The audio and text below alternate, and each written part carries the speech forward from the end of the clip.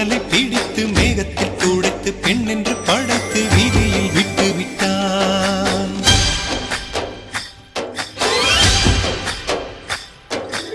இப்படி இன்னொரு பெண்மையை படைக்க தன்னிடம் கற்பனை தீர்ந்ததை எண்ணித்தான் பிரம்மனும் மூர்ச்சையுற்றான்.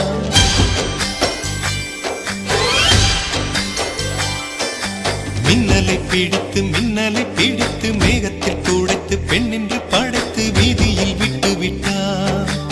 இப்படி இன்னொரு பெண்மையை படைக்க தன்னிடம் கற்பனை தீர்ந்ததை எண்ணித்தான் பிரம்மனும் மூர்ச்சையுற்றான். அவளின் நாசிக்குள் நுழைந்த காற்று உயிரை தடவி திரும்பும் போது மோட்சம் அடைந்து ராகங்கள் ஆகின்றதே. ஓஹோ, மழையின் துளிகள் அவளை நனைத்து மார்பு கடந்து இறங்கும் பொழுது முக்தி அடைந்து முத்துக்கள் ஆகின்றதே. மின்னலை பிடித்து மேகத்தில் துடைத்து பெண் என்று படைத்து வீதியில் விட்டு விட்டான்.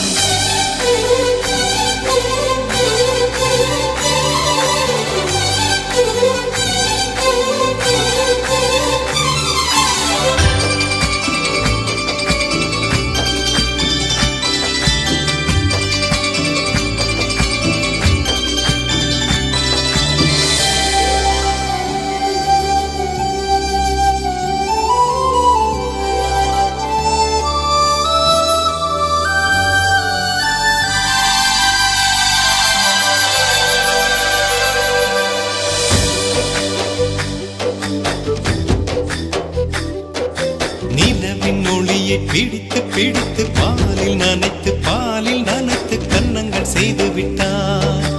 உலக மலர்கள் பறித்து இரண்டு பந்துகள் அமைத்து பெண்ணை சமைத்து விட்டான். அழகு என்பது ஆண்பாலா பெண்பாலா என்பதில் எனக்கு சந்தேகம் தீர்ந்தது. அழகு என்பது நிச்சயம் பெண்பாலடா.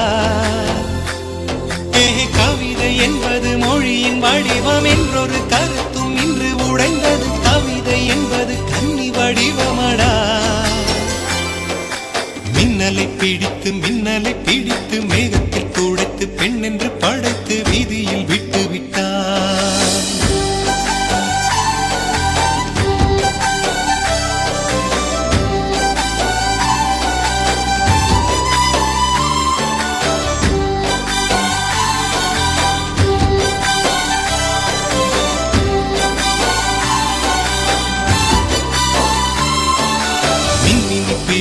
மின்மினி பிடித்து கண்களில் பதித்து கண்மணி கண் பறித்தாள்.